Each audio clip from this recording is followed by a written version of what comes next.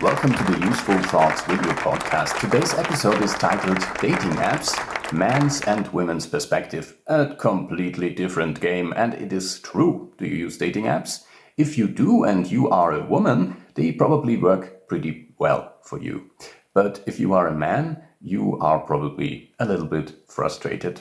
Well, it is hard for a man to get any matches, and then if you do, they won't text you back, and if they text you back, they don't want to schedule a date, and if they schedule a date, they cancel it at the very last moment, or they just don't show up and ghost you.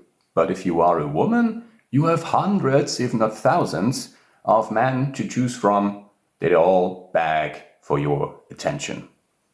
In this video podcast, I tell about my personal experience with dating apps and the completely different experience of a female friend of mine who is using dating apps as well. So here's the story.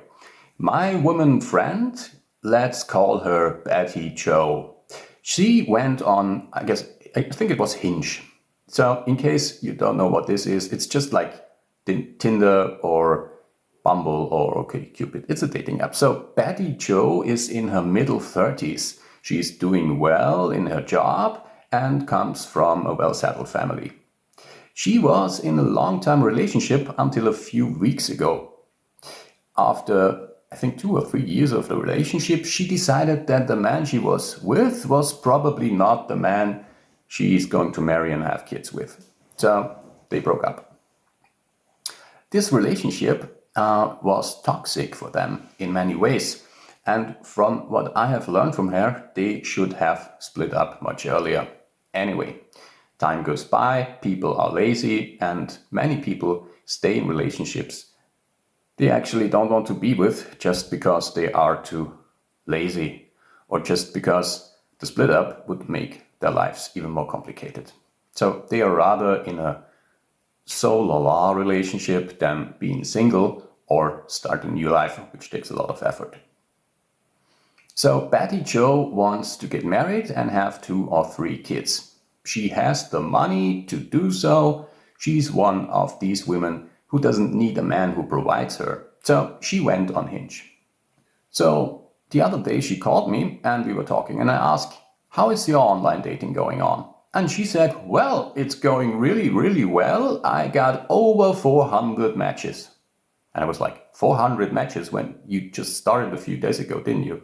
Yeah, but I got over 400 matches. Okay, so I've been on Hinge for half a year and I didn't meet any of these women in my real life. I was chatting with them for a couple of days or weeks, but they wouldn't want to meet me for whatever reason. I don't care. So I asked Betty Jo, did you meet anyone? And she said, yeah, a few. I don't remember exactly how many. Okay, all right, so a few. And any serious candidates, I asked? Well, she has something going on with 2 of them, and she's also dating another one, and there is the one who was so nice, but she doesn't want to meet him again because the others are just better. Okay, so online dating seems to work pretty well for you, I said. Yeah, she said, but it's so stressful. What is stressful? All these messages, all these men, they would send me pictures all day, and I'm so busy replying that I don't really have time to meet anyone, and blah, blah, blah. I'd like to have your kind of stress, I said. So how could Betty Jo have so many matches in such a short period of time, and I'm struggling for months to get even 1 match a week? Is Betty Jo super hot, you might wonder? Not really. She's, I would say, a 6 or a 7 out of 10. But she's very nice and clever and intelligent, and if she would do more sports, she can probably be an 8 out of 10. But, women tend to be lazy as they grow older with their bodies. Problem with Betty Jo is if she doesn't get what she wants, she can be pretty angry and grumpy. That's one of the reasons why I didn't hook up with Betty Jo. She's just a friend, and I'll better leave it there. I know that I'm not super hot either, but one time I was looking through men's profiles. Did you ever do that as a man, looking at men's profiles? It was a quite interesting experience because I saw my competitors. So I found out that I was at least above average. Should be good enough, you might think, but it's not the case. So let's assume if I would be a woman, I would be approximately as hot as Betty Jo. And if Betty Jo was a man, she would be approximately as hot as me. So we should get a similar number of matches, don't we? No. Number 1, there are around 5 times as many men using dating apps than there are women. Number 2, men who are on dating apps actually want to meet someone. They actually want to have a date.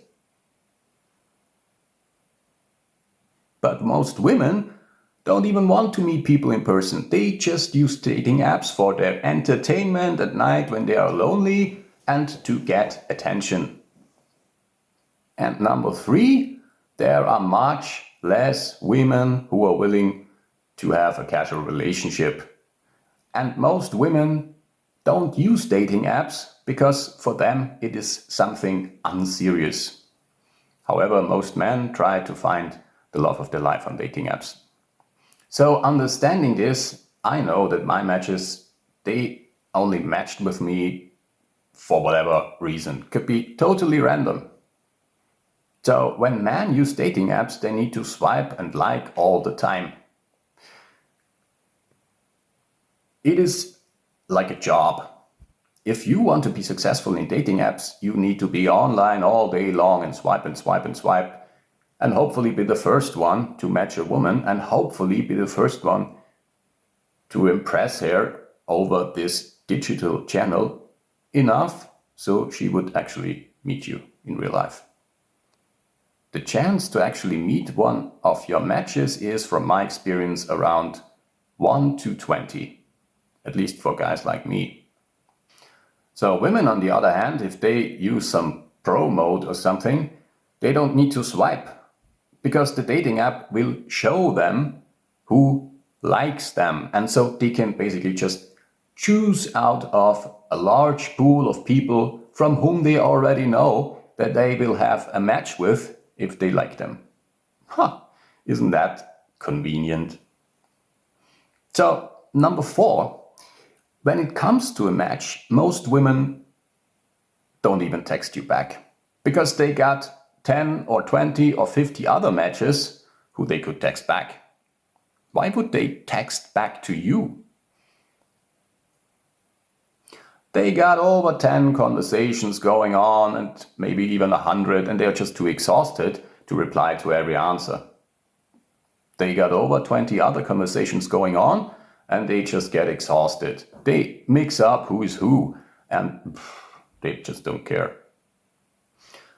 But they might text you back after a few weeks if you're lucky. That happened to me. I had a match on Tinder. We were talking for a few days. Then she sort of soft ghosted me. And then 2 weeks later, she texted me, "Wanna meet up?" And I matched her up. And we actually landed in bed. When it comes to these dating app matches, you never know what will happen. Number 5. Most women will consider very carefully whom they will meet in real life, because you could be a psychopath, a murderer, or whatever.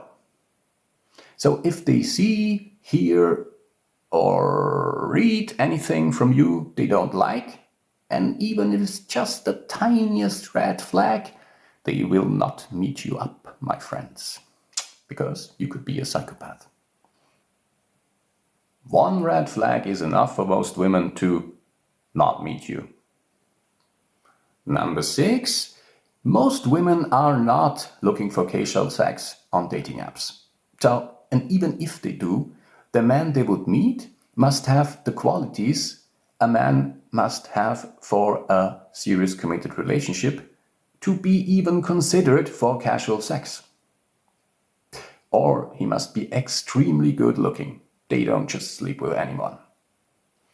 Number 7, women only date up, which means women only date men who are above their own social status and hierarchy. Or they are at least twice as attractive as they are. So if your dating app profiles don't show that you have a high social status, that you have some money, and that you have good looks, why would they meet you? But because women